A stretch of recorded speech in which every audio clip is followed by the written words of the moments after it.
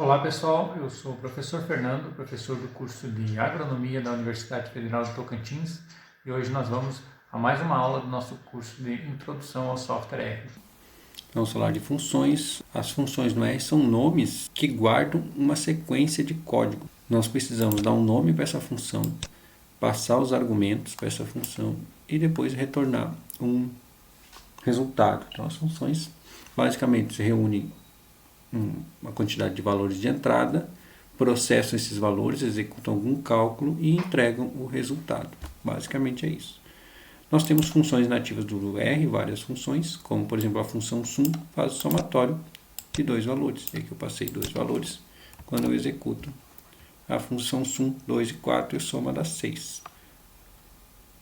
Nós temos funções que têm mais argumentos. Por exemplo, a função sample, que a gente já trabalhou bastante. Em cima de um vetor x, ela vai retirar uma amostra de um determinado tamanho. E aqui tem outros argumentos, como a replicação, né, a reposição dos valores, se é com repetição ou não, que é verdadeiro ou falso.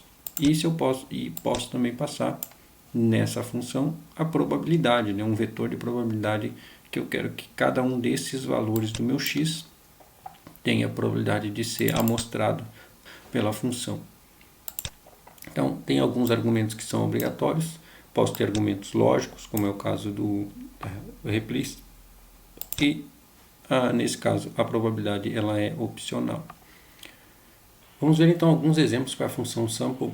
Aqui a gente está gerando uma sequência de 1 até 10 e amostrando 5 valores. Então, apenas dois argumentos, o argumento x e a quantidade de elementos a ser amostrado, que é o nosso valor de tamanho nessa outra aqui.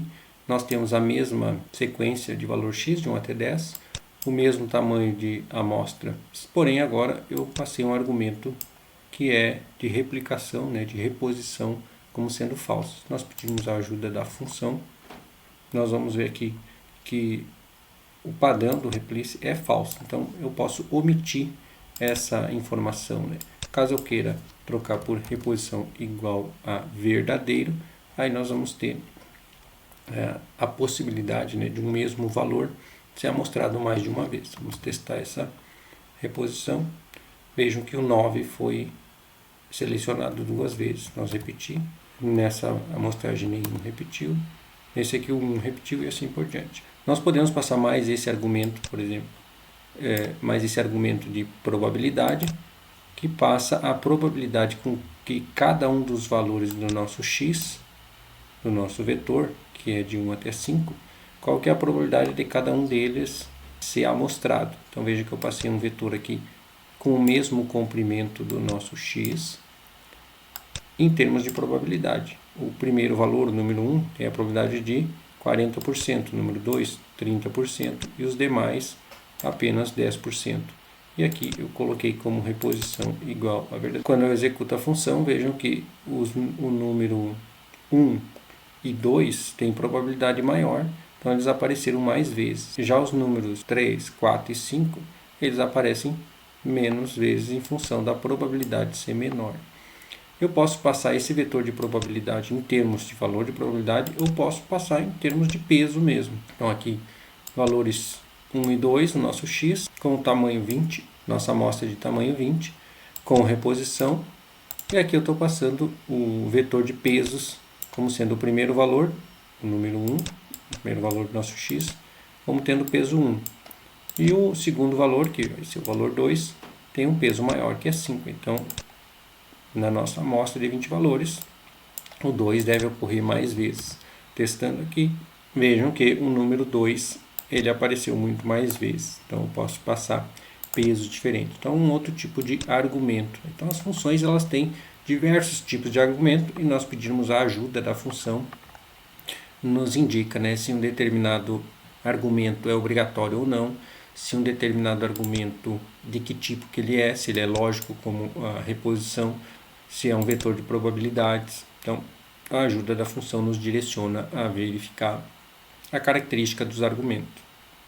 Então vamos ver agora como criar uma função, né? Qual que é a sintaxe de uma função? A função a gente precisa dar um nome para ela, informar que o que nós estamos criando é uma função com o comando function, e dentro dos parênteses nós vamos passar os argumentos que nós temos na nossa função. E entre chaves nós vamos colocar os comandos que a nossa função vai executar. Dentro desses comandos que a função vai executar, pode ser os cálculos que ela vai operar com os argumentos e também o que ela vai retornar como resultado da execução da função, está dentro dessas chaves. Então, o nome da função é como a gente vai chamá-la, os parâmetros da função são os valores de entrada e o corpo da função contém as instruções que são realizadas, né? Ficam entre chaves. E o retorno da função é o que a função vai retornar, né? O que ela executou, qual o resultado que ela vai expressar. Então aqui nós temos um exemplo de uma função bem simples, né? Que a gente já viu que é a função soma, que no R a função padrão é sum. Aqui eu estou criando uma função também de somatório para demonstração de como são criadas as funções. Então o nome dela vai ser soma, vai receber, né, uma function que tem dois argumentos, o A e o B. E entre chaves, o que a função vai fazer com esses dois argumentos A e B. Então, primeiramente, vai criar uma variável chamada AB, que vai receber o valor A somado com o valor B. Posteriormente a isso, ela vai retornar, ou seja, vai imprimir na tela o resultado dessa soma que foi armazenada nessa variável AB. Então, quando a gente executa essa função, Ctrl Enter, ela foi gerada. Vejam aqui nas nossas variáveis de ambiente, nós temos aqui a função soma que foi criada, que tem esses dois argumentos. Feito isso, agora nós podemos utilizar essa função para somar dois valores. Então aqui eu estou criando uma variável chamada num1, que vai receber o valor 500, a num2, que vai receber 200, e agora eu vou utilizar a minha função soma com o primeiro argumento, o número 1, e o segundo argumento, o número 2. E ela vai retornar a soma desses dois valores. Então, ela pegou o número 1, verificou o valor dele, pegou o número 2, verificou o valor dele, somou os dois e guardou na variável AB. E depois retornou, né, como resultado dessa função, a nossa variável AB, que é 700. Eu posso passar em termos de variáveis ou em termos de valores absolutos, como estou passando aqui, soma de 60 com 165, vai dar o 225. Criando então uma outra função, a função para a média de elementos de um vetor. Então a minha função média recebe, né, function de x, onde esse x, né, é um vetor numérico. O que a nossa função vai fazer? Vai criar uma variável soma que vai armazenar o somatório desse vetor. Então, usando a função sum do R. Vai gerar uma variável n, que vai contar com a função length quantos elementos tem o meu vetor x. E depois vai calcular a média, pegando a soma, dividindo pelo número de elementos. Vai nos dar a média. E depois vai expressar, vai mostrar na tela, vai retornar a média, que foi essa variável gerada, com a soma dividido pelo número de elementos. E vejam que essas variáveis criadas, soma, n e média, são variáveis internas da função. Elas não foram criadas aqui nas nossas variáveis de ambiente. Vejam que eu não tenho aqui o n, não tenho a média, elas são variáveis internas à nossa função. Quando eu executo a função, ela é gerada, está aqui a nossa função média gerada, é uma função que tem um argumento x, que ela vai receber um vetor. Muito bem, agora eu posso usar essa função, vou gerar um vetor, que eu chamei de vetor, que vai ser uma amostra de 1 até 100 de 20 valores. Está aqui o nosso vetor, vamos visualizar os valores dele, são esses valores aleatórios aí. E agora eu vou utilizar a minha função média nesse vetor que nós acabamos de gerar. E ela retornou, né, a função média retornou o valor de 57,95. Podemos comparar esse valor com a função do R, que calcula a média, que é a função min desse vetor. Vejam que o cálculo está correto. Então, dessa maneira, a gente pode criar funções, não funções que já existem, né? Mas a gente pode criar funções para cálculos que precisam ser automatizados ou que precisam ser realizados muitas vezes em uma rotina de programação. Assim a gente consegue automatizar, criando funções e executando essas funções sempre que precisar. Porém, uma vez que a gente cria essa função dentro de uma rotina de programação, ela vai ficar restrita a esse script. Quando nós fecharmos a nossa tela do R, se nós não salvarmos essa função, ela vai ficar somente naquele script. Nós podemos salvar funções no nosso ambiente do R para quando nós precisarmos utilizar essa função em um outro script, nós buscamos diretamente no R. Então, como que a gente salva uma função? Bom, gerei essa função média e eu vou salvar ela lá no meu ambiente em que está direcionado o R. A função dump, passo o nome da minha função e como que eu quero que ela seja salva. Então, ela vai ser salva, né, com o nome média.r, então, a nossa função média. Quando eu faço isso, vejam que ela foi salva, executou. Se eu pedir aqui listar as minhas variáveis, vai mostrar aqui. Quando eu peço as minhas variáveis, vai mostrar aqui que eu tenho essa média salva aqui na minha instância do R. Se eu remover se eu fechar o R e abrir de novo, ela não vai estar mais aqui, a não ser que eu execute ela novamente. Mas se eu quiser carregar ela, eu posso carregar uma vez que ela está salva. Mas aonde que ela está salva? Então, abrindo aqui a nossa pasta em que está direcionado o R, nós temos aqui a nossa função média, ela está salva, média.r, foi salva agora, no momento que eu estou fazendo a gravação. Então, eu vou remover essa função média e carregar ela novamente. Para eu remover uma variável de ambiente, eu posso utilizar a função rm e o nome da nossa variável. Quando eu executo o ls novamente, vejam que agora eu não tenho mais, eu tenho número 1, número 2, soma e vetor, mas eu não tenho mais a minha função média. Então, se eu quiser carregar ela, eu posso utilizar a função source com o nome da minha função, com a sua extensão, que é .r. E aí ela vai carregar a minha função.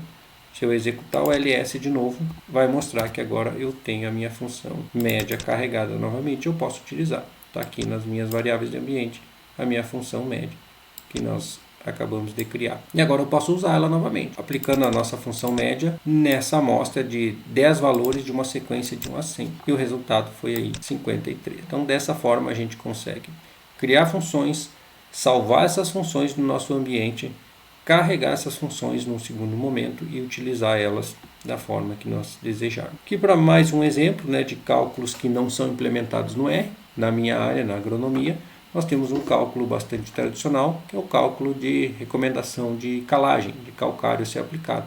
É uma fórmula bastante simples, que precisa de algumas variáveis. O cálculo da necessidade de calcário é dado em função do V2 menos o V1 vezes a CTC dividido pelo PRNT. Quem são esses valores? NC é o que será calculado, que é a necessidade de calagem, em toneladas por hectare. V1 e V2 são as saturações de bases, inicial e quanto que eu desejo para cada uma das culturas. Vai ter a recomendação de saturação de bases. A CTC é a capacidade de troca de cátions, a pH 7 no solo, e o PRNT é o poder relativo de neutralização total do calcário que nós vamos aplicar. De posse dessas informações, eu posso criar uma função que sempre que eu precisar calcular, eu tendo essas 4 informações, basta eu aplicar na função. Então, eu vou criar uma função chamada NC, de necessidade de calcário. Vai ser uma função que vai receber V1 e V2, as saturações de base inicial e a final desejada, a CTC do solo e o PRNT.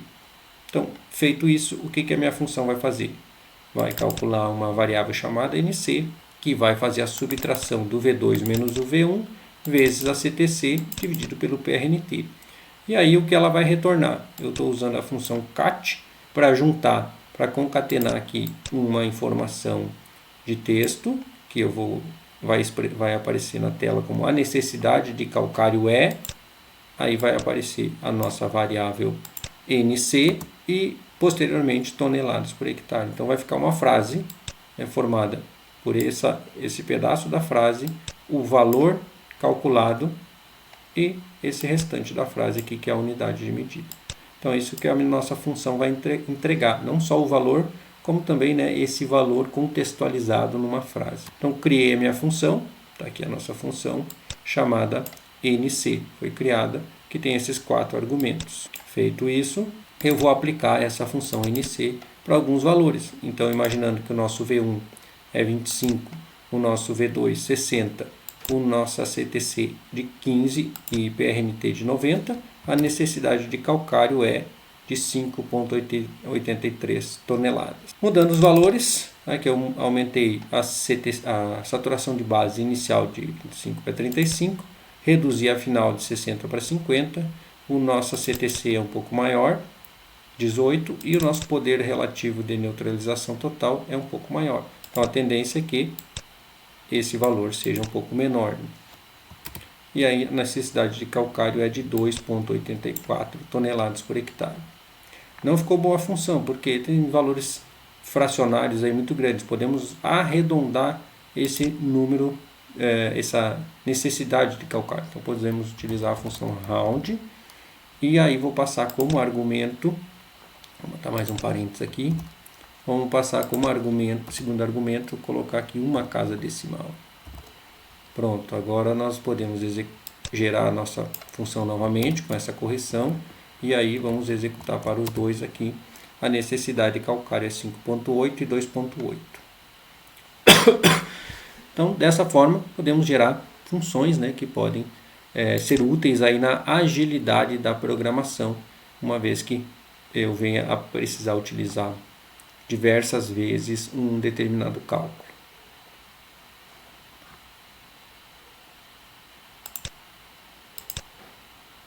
Então vamos falar um pouco agora das estruturas de controle e estruturas de repetição. Essas estruturas de controle e repetição elas são muito úteis para automatizar processos de programação. A estrutura mais usada e mais simples de utilização, mais tradicional, é o if-else. São duas funções que trabalham em conjunto e que nos possibilitam, né, desviar a execução de um código de acordo com alguma condição, verdadeira ou falsa. Então, o if ele testa, né, com uma tradução se determinada condição for verdadeira, vai executar uma sequência de comandos. Caso contrário, else, vai executar uma outra sequência de comandos. Então vamos ver um exemplo bem simples aqui, né, em que eu estou atribuindo a uma variável chamada nota um valor. Vamos chamar aqui valor nota igual a 6 e vamos testar essa condição.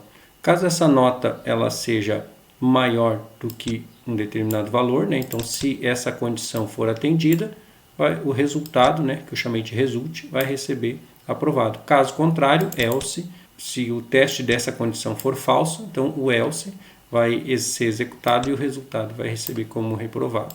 Então, após o comando if, nós temos dentro do parênteses a condição que será testada, que a nota será maior ou igual a 7, e entre chaves o que será executado caso essa condição seja atendida. Se essa condição não for atendida, vai passar para o else. Então, o else entre chaves é o que vai executar, que é o resultado, vai receber reprovado. Quando a gente executa esse comando e pede para exibir o resultado, vai verificar se a condição da nota é maior ou igual a 7, que não atende essa condição, então esse comando entre chaves não é executado. Pula para o else, que vai executar o que está entre chaves, que é o resultado receber reprovado. Mudando a nota agora, vamos ver se vai atender a condição do if. E aí a condição de aprovado vai ser, resultado vai receber aprovado em função de que essa condição do if, o resultado foi verdadeiro, então vai executar esse comando que está entre chave e não vai entrar no else. Então o if é bastante utilizado, muito simples a estrutura e nós podemos fazer diversas programações com essa estrutura de verdadeiro ou falso e executar comandos de acordo com o resultado. Aqui nós temos um encadeamento de ifs, um if vetorial. Nós temos a nota aqui, que é uma concatenação de um vetor nomeado, né, com 3 nomes com valores de notas, né? Então o João nota 3, o Pedro nota 4 e a Maria nota 9. Quando a gente armazena essas notas na variável notas, vamos testar a condição if-else. Então vejam que é outro comando, outra função, que vai testar, né, encadeadas em um vetor, né, de notas. Então, se notas for maior ou igual a 7, todas as notas que atenderem essa condição vão receber o valor de aprovado. Caso contrário, né, vai testar outra condição. Aqui, novamente, eu encadeei outro if-else. Então, vejam que é um if-else dentro de outro if-else. Então, esse if-else vai testar se as notas são maior ou igual a 4. Caso essa condição seja verdadeira, vai receber o parecer de exame. Se nenhuma das duas for atendida, o aluno está reprovado. Então, vejam que ele é encadeado, né? Testa o primeiro, se for verdadeiro, já não passa para os demais. Se não for verdadeiro, passa para o próximo. No momento que atender, termina a condição para aquele item do nosso vetor. E aí, testando, nós temos aí o João como sendo reprovado, com a nota 3.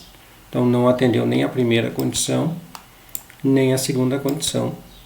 Ficou como reprovado. Pedro, que tinha nota 4, atendeu a segunda condição, recebeu o exame.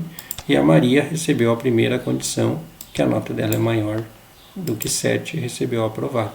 Então, assim nós conseguimos fazer, né, para várias condições, né, para vários elementos de um vetor, de forma bastante simples aí com if-else, que é o if vetorial. Uma outra estrutura de controle é o which. Which é nada mais é do que um empilhamento de if-else.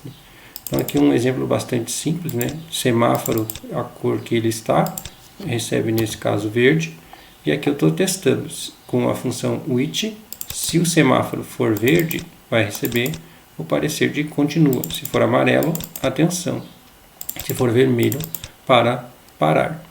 E aí, quando eu testo, a condição foi de continua. Se nós trocarmos o valor de verde para amarelo, vamos verificar que recebe o parecer de atenção. E assim a gente consegue fazer por uma série de condições, né? Vai testar como se fosse um empilhamento de ifs e else. Então, uma estrutura mais simples para testar diversas condições. Aqui eu estou utilizando a estrutura do it dentro de uma função. Então, estou criando uma função, né, com um nome centre, de medidas de tendência central, que vai receber um valor x, que é um vetor, e qual tipo de função que eu quero aplicar. E aí, dentro das chaves da minha função, nós vamos ter os comandos que ela vai executar. E aí, dentro dessa função, nós temos o it, que vai testar esse tipo, que é o argumento da função. Se for do tipo median, vai calcular a median de x, ou seja, a média do nosso vetor. Se for median, vai calcular a mediana. Se for trim_med, vai calcular a média de x com esse argumento trim01. O que é esse trim01? Esse argumento trim, ele possibilita, né, nós excluirmos valores extremos nas duas extremidades dos nossos valores, né, tanto maiores quanto menores. E aqui eu estou pedindo para excluir 10% de cada um dos lados do meu vetor x. E aí eu vou criar essa função centre.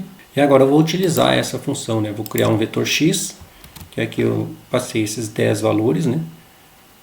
Que é esses valores aqui. Se eu chamar minha função centre para o vetor x e passar como o segundo argumento median, o que ele vai fazer? Calcular a média.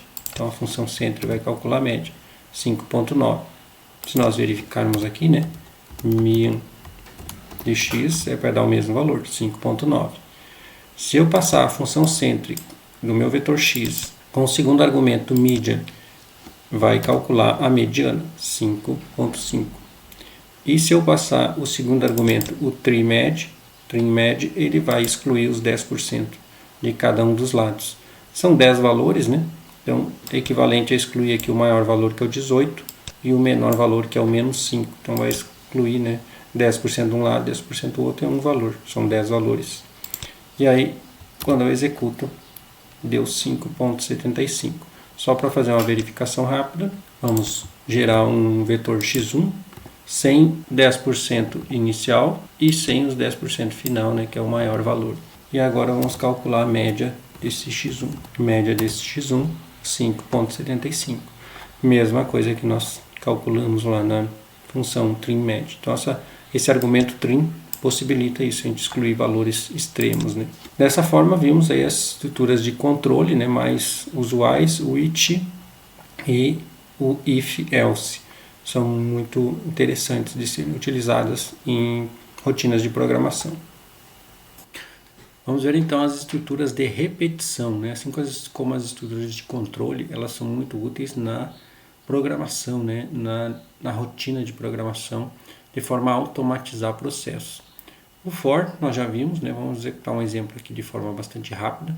E o for, ele executa instruções quando a gente sabe, né, um determinado número de vezes que a gente quer executar. Então esse número ele é fixo, já é pré-determinado. Então aqui vamos carregar uma base de dados chamada mtcars, str para ver a estrutura dela, né? Então aqui a gente está vendo a estrutura dessa base de dados, é um data frame com 32 observações e 11 variáveis. E essa base de dados ela tem como característica que todas as variáveis são do tipo numérica, né, quantitativa. E aí eu vou utilizar essa base de dados para esse exemplo. O que eu vou fazer então? Eu vou criar essa variável ncolunas que vai receber o resultado dessa função ncol mtcars, que vai buscar o número de colunas que tem essa base de dados. Então quando a gente visualiza aqui o número de colunas é igual a 11 colunas. E aí eu vou executar um for, onde eu coloquei aqui como variável interadora, né, o nosso contador, o nosso índice aqui, coluna, em 1 até n colunas, que é o número de colunas que é 11. Então vai variar de 1 até 11, entre chaves o que esse for vai executar. Então, quantas vezes? De 1 até 11, vai criar uma variável chamada média, que vai calcular a mean de mtcars entre colchetes, vírgula, coluna, ou seja, variando de coluna 1 até coluna 11, esse coluna vale 1, então vai ficar aqui coluna 1. Todas as linhas da coluna 1 da nossa base de dados mtcar. Vai calcular a média e vai salvar na nossa variável média. Depois vai imprimir essa variável média, que vai ser a média para cada uma das colunas. Fazendo isso, para cada uma das colunas foi calculada a média da coluna. Então, média da coluna 1, média da coluna 2, média da coluna 3. Então, essa é uma forma bastante simples de nós automatizar, né, execuções de códigos com essas estruturas de repetição. Uma outra estrutura de repetição bastante simples é a estrutura while. While ela executa uma série de comandos até que uma determinada condição ela seja satisfeita, seja atendida. Então aqui eu estou criando uma variável a, que recebe o número 1, e eu estou dizendo aqui com o comando while que enquanto o a for menor ou igual a 10, o que vai fazer? Vai imprimir o a. Então dentro das chaves vai estar os comandos que essa função while vai executar enquanto essa condição está sendo atendida. Enquanto a é menor ou igual a 10, execute o que? Imprime na tela o valor do a e depois pega o valor do a adiciona uma unidade, ou seja, soma 1 e armazena na variável a. Então a vai iniciar valendo 1, depois da primeira interação o a vai valer 2, depois o a vai valer 2 mais 1, 3 e assim sucessivamente dentro desse while, até que essa condição seja atendida. Enquanto essa condição for atendida, esse while vai sendo executado. No momento que essa condição deixa de ser atendida, nosso while para de executar. Então dessa forma, nós vemos aí executando que imprimiu 1, 2, 3 até o 10. Então, quando chegou no 10, deixou de atender essa condição, que o a não é mais menor que 10, e aí ele não vai executar mais, não vai imprimir mais, não vai iterar mais. Então, o while também é uma estrutura bastante importante, né, na rotina de programação. E aí vamos alguns exemplos, né? Vamos calcular a soma acumulativa nessa sequência 1, 2, 3, 4 e assim por diante, até que essa soma seja maior do que 20. Então, enquanto essa soma, né, 1 começa com 1, depois 1 mais 2 dá 3, depois 1 mais 2 mais 3 dá 6 e assim sucessivamente. Quando essa condição de ser maior do que 20 for atendida, para de executar. Então, vou começar o nosso n recebendo 1, a nossa soma recebendo 0 e o nosso x vai ser um vetor nulo, né? Não tem nada ainda nesse meu vetor. E aí eu vou começar a estrutura do while. Então a condição é a soma seja menor ou igual a 20. Então, enquanto soma for menor ou igual a 20, ele vai executar o que tiver entre chaves aqui. Começa aqui e termina aqui. Eu coloquei aqui vários prints para nós enxergarmos, né, o que essa execução do while está mostrando, né, em cada um dos passos. Então, ele vai imprimir n igual a n. Então, quando n começa com 1, ele vai imprimir aqui n, né, com a função paste vai juntar, né, um texto com uma variável que vai alternar o seu valor, né? Então, n igual a 1, primeiramente. Soma vai receber soma que começa com 0, mais o n. Então, soma 0 com 1 vai a soma iniciar com 1. E aí vai imprimir soma igual a 1, que é o resultado dessa soma aqui. O nosso x, que é o nosso vetor, que por enquanto é nulo, ele vai receber, né, o primeiro valor. Esse n vale 1 inicialmente. Vai receber o valor do n. E vai imprimir o valor do nosso x. Quanto que está valendo o x nessa interação. E depois adiciona 1 no nosso n, e aí mandei imprimir aqui só um separador para nós enxergar de forma mais clara. E aí eu vou executar o meu while e vamos visualizar o que aconteceu aqui. Então, executei o while, n igual a 1 inicialmente, imprimiu essa parte aqui. Depois a soma igual a 1, então calculou a soma 0 mais 1 igual a 1. E o nosso x, né, imprimiu o x, está valendo inicialmente só esse valor. Então o x só tem o número 1. Na próxima interação, n igual a 2, a soma passa a ser 3, o 2 que passa a ser o n agora, mais 1 que já tinha, então está aqui o nosso x, 1 e 2, a soma dá 3. Na próxima interação, n igual a 3, nós teremos 1, 2 e 3, e a soma vai ser 6. Depois, n igual a 4, teremos 1, 2, 3, 4 no x, e a soma dá 10. Enquanto essa soma for menor ou igual a 20, vai estar executando. Então, com n igual a 5, a soma dá 15, com n igual a 6, já deu 21, e aí ele para a execução, porque deixa de atender a condição que foi avaliada. Enquanto a soma era menor ou igual a 20, estava executando, depois disso ele para a execução. E uma outra estrutura de repetição é o repeat, que executa comandos até que uma determinada condição de parada seja encontrada, seja atendida. Então aqui eu estou criando novamente a minha variável n e soma, n valendo 1 e soma 0, e aí eu estou usando a função repeat, que vai pegar a soma, que inicialmente vale 0, né? Pegar soma mais n, então n vale 1, a soma vale 0, essa soma passa a valer 1. E aí a condição do repeat é a condição de parada. Se soma maior do que 20, aí faz a parada. É o mesmo exercício anterior. E aí vai acrescentar 1 no nosso n, no nosso contador. Então, já gerei o n valendo 1, a soma valendo 0, e aí eu vou executar. E aí eu vou pedir para mostrar a variável soma, e aí vai executar, né, a última soma vale 21, assim como nós vimos no código anterior, né, que a soma dava 21. Com n igual a 6, ele para a execução do repeat. Então, enquanto essa condição não foi encontrada, não parou, né? A função break é a função de parada. Encontrou essa condição, ele para o código para a execução do nosso repeat. Bom, então vamos falar um pouco sobre criação ou geração de números aleatórios dentro do R, que é possível gerar de uma grande quantidade de distribuições de probabilidade, números aleatórios, assim como cálculos de probabilidade, né? Vamos se concentrar aqui então em gerar alguns valores aleatórios.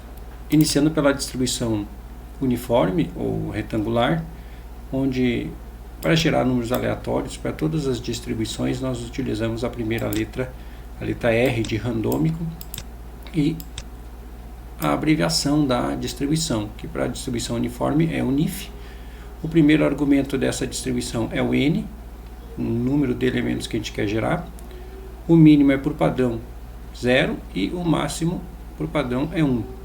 Porém, esses valores a gente pode especificar valores diferentes, né, da distribuição uniforme. Então, quando a gente gera aqui 20 valores da distribuição uniforme, com mínimo 1 e máximo 10. A gente já viu que a gente não necessariamente precisa especificar o nome dos argumentos, né? A gente pode colocar na sequência que eles aparecem na função, na ajuda da função, que o primeiro argumento é o n, o segundo é o mínimo e o terceiro é o máximo. Então a gente pode ocultar a denominação dos argumentos, simplesmente passar os valores e vai gerar números aleatórios. Como é aleatório, né, vejam que os 20 valores aqui, gerados inicialmente, não são os mesmos dos números gerados nessa segunda vez, porque é justamente aleatório. Se nós quisermos fixar, tem como fixar, a gente já vai ver isso. Uma vez que eu especifico os nomes dos argumentos, a sequência em que eles vão aparecer na função, ela é indiferente como ela vai aparecer na função. Como a gente está vendo aqui, também 20 valores, com mínimo 1 e máximo 10. Então, qualquer sequência. Uma outra exemplificação aqui, eu especifiquei só o máximo e o mínimo.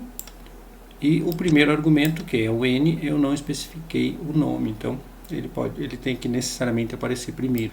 Se eu especificar somente o primeiro argumento, o n, ele vai utilizar o padrão da função, que é média 0 e máximo 1. Então vai ficar concentrado aqui entre 0 e 1 os 10 valores da distribuição uniforme gerada. A gente pode gerar também para a distribuição normal, quando eu não especifico os demais argumentos, somente o n, vai gerar com o padrão, que é média 0 e desvio padrão 1. 20 valores da distribuição normal, que a abreviação é norme, da distribuição normal. Como a média 0 e desvio padrão 1, vai ter valores positivos e valores negativos. Se eu especifico uma determinada média e um determinado desvio padrão, vai obedecer a esses critérios os números aleatórios, então com média 10 e desvio padrão igual a 1. 20 valores. Se eu calcular a média, embora eu especifiquei que a média é 10, como são valores aleatórios, a média vai se aproximar bastante, mas não necessariamente vai ser exatamente igual, que eu preciso atribuir isso a uma variável, atribuir isso à variável x, os valores aleatórios, e aí peço a média desse x, vai mostrar aqui 10.34, arredondando. Da mesma forma, o desvio padrão, especificado foi 1, vai se aproximar bastante, mas não necessariamente exatamente igual. Deu 1.13 por ser aleatório. Se eu gerar novamente outros valores de média e desvio padrão, deu 1.2 já e 0.9 de desvio padrão.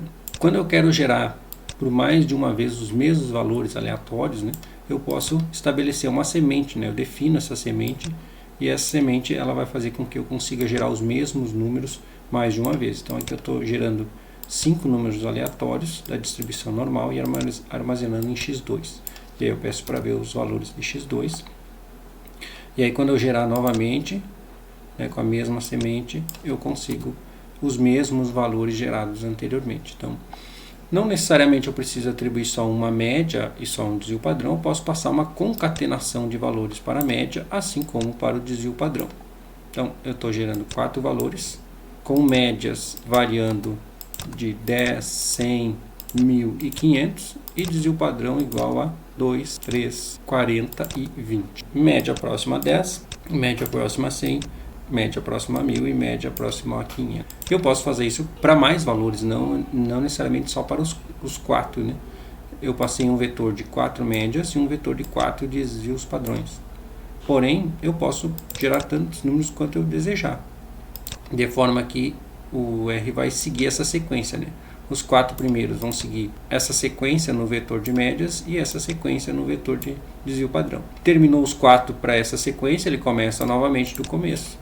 E assim vai gerando. Então, se eu gerar 16 aqui, vai gerar 4 vezes para cada um, exatamente os 4. Então, aqui com média próxima a 10, próxima a 100, próxima a 1000 e próxima a 500. Depois, a segunda repetição, próxima a 10, próxima a 100, a 1000 e a 500. E assim sucessivamente para cada um dos demais, até completar os 16 valores aleatórios. Para a distribuição exponencial, nós temos como argumento obrigatório o n, e a taxa, o lambda da distribuição exponencial, seu parâmetro ele é atribuído igual a 1. Então, se eu não especificar, ele vai utilizar o lambda da distribuição, o parâmetro da distribuição exponencial igual a 1. Então, está aqui gerado 20 valores com a distribuição exponencial. Eu posso especificar esse rate igual a um determinado valor que eu queira para esse parâmetro. Assim como para a distribuição binomial, eu preciso passar como parâmetro o n, que é o número de valores que eu quero gerar, o tamanho da amostra, e a probabilidade. São os dois parâmetros da distribuição binomial. E quantos valores eu quero gerar. Então, aqui 20 valores, tamanho de amostra 1 e probabilidade 0,5. Que é um exercício de simulação de 100 lançamentos de uma moeda equilibrada. Então, eu estou estabelecendo uma semente, aqui 1, 2, 3, 4, para, se possível, gerar os mesmos valores. Então, estou gerando aqui 100 valores de lançamento de uma moeda com probabilidade de 0,5, né, moeda equilibrada. E aí eu vou atribuir esses valores simulados para essa variável sim, e depois vou pedir o somatório para verificar se essa moeda está equilibrada ou não. Deu 56. Eu não estabeleci a semente, né? Se eu estabelecer a semente, eu vou conseguir gerar sempre os mesmos, né? Sempre a mesma soma aqui. Se eu visualizar essa simulação, vai mostrar aqui os 100 valores 0 e 1, né? Podemos estabelecer o 0 como cara e o 1 como coroa, ou o inverso, né? Se eu não estabelecer a semente, aí eu vou conseguir valores distintos, né? E assim sucessivamente, né? Para a distribuição de Poisson, nós temos aí como os argumentos, né, o n e o lambda, parâmetro da distribuição, especificando aqui o n igual a 20 e o lambda igual a 5. Nós vamos chegar aí nos valores da distribuição de Poisson, assim como para aqui quadrado, que é xk, e aí os parâmetros dessa distribuição é o n e os graus de liberdade, gerando aí 20 valores da distribuição aqui quadrado, uns 5 graus de liberdade. Tá aí os 20 valores. Estabelecendo aqui então uma semente e armazenando no valor x 100 valores da distribuição aqui quadrado com 4 graus de liberdade, e depois eu gero um gráfico, e aqui nós já vamos entrar no próximo tópico, que são os gráficos básicos do R. Esse hist aqui gera um histograma desses 100 valores da distribuição aqui quadrado. Então está aqui o nosso gráfico de histograma gerado para nossos 100 valores da distribuição aqui quadrado. Então vamos ver rapidamente alguns gráficos básicos do R, depois nós vamos retornar com os gráficos de forma mais intensa na última aula do segundo módulo. Nós vamos ver alguns gráficos básicos. Então para isso eu vou carregar o nosso banco de dados Iris, vamos ver a estrutura dele aqui. É um data frame com 150 valores de 5 variáveis. Temos 4 variáveis numéricas, comprimentos de pétalas e sépalas. Então vamos gerar o gráfico de histograma aqui para a primeira variável, que é comprimento de sépalas, o mesmo histograma que nós já vimos. Está aqui o nosso histograma para comprimento de sépalas de íris para todas as espécies. É um gráfico bastante simples. Podemos melhorar esse gráfico. Vejam que esse histograma ele é calculado já, o número de classes que esse histograma já vai ter já é calculado pelo padrão de Sturgeon que está implementado na função hist. Mas nós podemos estabelecer o número que nós desejarmos de classes. Aqui eu estabeleci, né, os breaks, que são as classes, igual a 20. E aí o nosso histograma ele já vai ficar com mais classes. E tem uma série de argumentos que nós podemos implementar. Nós podemos utilizar também os breaks ou as classes em pontos específicos, determinados. Como estabelecer aqui 4, 5, 6, 7, 8. E aí o nosso histograma vai ficar com as classes, né, com esses limites. Além das classes, nós podemos estabelecer as cores, as bordas, o título do gráfico, o título dos eixos, né, do eixo X, do Y, do eixo Y. E também aqui eu estou colocando um eixo vertical com a média dessa variável, né? Então vamos ver esse gráfico como fica. Vejam, está aí o gráfico com o título estabelecido, o eixo Y também com o título de frequência, o eixo X coloquei comprimento em centímetros, e agora eu vou acrescentar nesse gráfico com a função abline na posição vertical a média da minha iris sepal length, que é a nossa primeira variável do nosso data frame iris, e eu vou estabelecer a coloração dela cor igual a red, que é de vermelho. E aí quando a gente visualiza esse histograma, vai aparecer ali a linha vertical na posição da média para essa variável. Fazendo outras configurações aqui para o meu histograma, estou definindo aqui a variável do meu data frame, né? Escolhendo aqui a largura de pétalas como sendo a variável, e aqui eu vou calcular a densidade para essa variável. Com a função density eu calculo a densidade dessa variável, salvei nessa variável dense, e aí eu vou gerar o histograma para essa variável que eu estabeleci, que é largura das sépalas, definir o número de classes, que é 10, o comprimento do eixo X, né, vai ser o comprimento da nossa variável densidade, né? O comprimento do eixo Y vai ser de 0 até o máximo da densidade no eixo Y, e aqui eu acrescentei, né, mais 20% aqui de comprimento no eixo Y para aparecer sempre. Também a probabilidade, coloquei como verdadeira para a densidade, e Coloração, coloquei como gray, cinza, acrescentei linhas aqui de densidade com coloração azul. Acrescentei então linhas de densidade com coloração azul. Então vamos ver como fica esse histograma. Veja que fica o histograma com o gráfico de densidade, né, sobreposto a esse histograma. Fica bastante fácil aí de visualização. E com a variável sendo definida externamente, eu posso simplesmente, né, alternar, né, para outra variável que eu já deixei pronta aqui. A largura, a gente trabalhou com a largura, eu vou trabalhar agora com o comprimento das sépalas. E aí quando eu alterno, já fica tudo pronto para eu fazer para outra variável, que é aí o comprimento da sépalas. E assim a gente vai alternando as variáveis, faz o gráfico para cada uma delas. Além do gráficos de colunas, né? Aqui eu deixei um link com bastante informação sobre cores no R, né? Nesse link aqui tem um material bom sobre diversas formas de trabalhar com cores. Outro gráfico é o gráfico de pontos, né?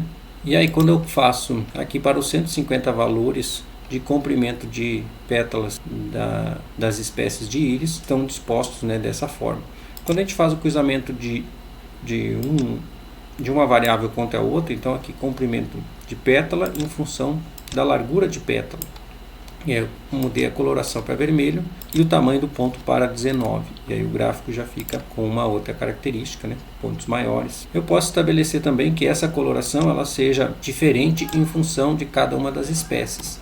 Então vejam que o gráfico já fica bem mais interessante, né? Aqui comprimento, largura. E aí a coloração está variando em função de cada uma das espécies. Além disso, eu posso alterar também o tamanho dos pontos em função de algum argumento. Aqui eu coloquei a multiplicação do comprimento das larguras das pétalas, né? 10% dessa multiplicação. E aí o nosso gráfico, o tamanho dos pontos está variando em função dessa combinação, né? Quanto maior comprimento e largura das sépalas, maior vai ser a dimensão do ponto. Tem outro gráfico interessante também, gráfico de pontos, que é essa função pairs, que aí eu estou fazendo para todas as variáveis no meu banco de dados íris, menos a variável 5, que é categórica, que é o nome das espécies. E aí vejam que fica um gráfico bastante interessante, né, com esse cruzamento, né, de comprimento de sépalas com largura de sépalas, tem essa disposição. Comprimento de sépalas com comprimento de pétalas, tem essa disposição. Eu posso alterar, né, colocando a coloração por espécies, e aí o gráfico já fica mais interessante ainda, né? A gente pode ver aí a separação das espécies, né? Tem uma espécie, essa de coloração preta, que ela fica mais distante, né, em quase todas as combinações, né, de comprimento de pétala e comprimento de sépala. Boxplot também é um outro gráfico bastante interessante. Aqui eu estou fazendo boxplot para cada uma das espécies, para cada uma das variáveis, para todas as espécies, né. Boxplot também é um gráfico bastante utilizado aí para representação e comparação Aqui nós temos o boxplot do comprimento das pétalas em função da espécie e com coloração determinada. E aí nós visualizamos esse gráfico, né? Mudei a coloração para cada uma das espécies, somente essa variável, né? Comprimento de pétala. Aqui o mesmo gráfico, só estabelecendo aqui uma coloração cada uma das variáveis, né? Estou fazendo boxplot do comprimento de pétala em função do comprimento de sépala. E aí estou colocando colorações diferentes para cada uma dessas variáveis, né? Então os gráficos simples do R tem uma grande diversidade. Eu peguei só alguns para exemplificar, né? A gente pode fazer várias alterações, personalizações, né? E para finalizar, passar alguns atalhos do RStudio que são úteis. Por exemplo, o Alt seta para cima e seta para baixo, ele move uma linha de comando. Então, se eu selecionar essa linha aqui e apertar Alt e seta para cima, ela vai subindo ou descendo, né? Com o Alt e a seta, pressionando o Alt e a seta, eu mudo ela de lugar, né? Então isso é muito útil quando a gente está ajustando o código, né?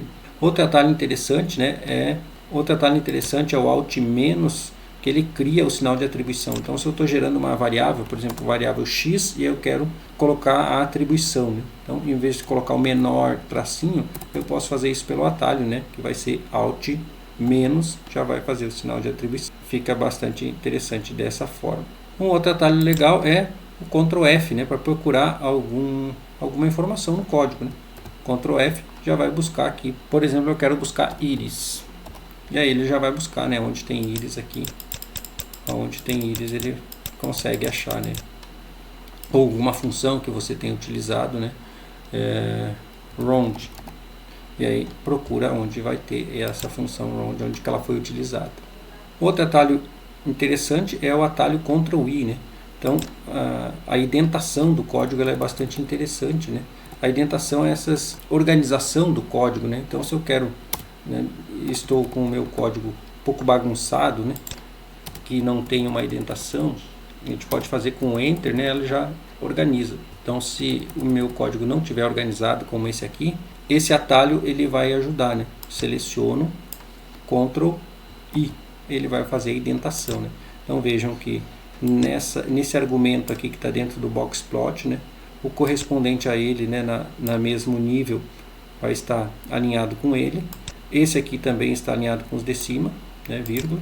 E dentro do call eu tenho dois valores, né, magenta e light blue, e ele vai ficar alinhado, né, conforme esse nível, né? Então o Ctrl+I ajuda a organizar o código, fica mais fácil a visualização. Se eu quero comentar uma linha, né, não quero executar ela, por exemplo, essa linha aqui, eu tenho o Ctrl+Shift+C, ele vai comentar essa linha, né? Muitas vezes a gente quer comentar várias linhas, né? E aí Ctrl+Shift+C ajuda a comentar todo um pedaço de código, né? Facilita a nossa execução. E isso faz com que esse código, né, ele não seja executado, né? Quando a gente executa, ele roda no nosso console, né?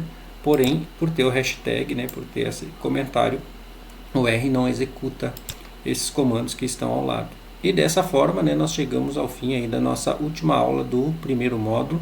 E na semana que vem continuamos com o segundo módulo, e aí nós vamos entrar num outro universo mais avançado do R, que é o universo do Tidyverse, uma forma diferente de programar em R, muito mais fácil, muito mais intuitiva, e que vocês vão achar também muito interessante. Aguardo vocês semana que vem, começando na segunda-feira com a nossa primeira aula, e vamos até a sexta-feira, encerrando então o nosso curso de Introdução ao Software R. Aguardo vocês, abraço a todos e até mais.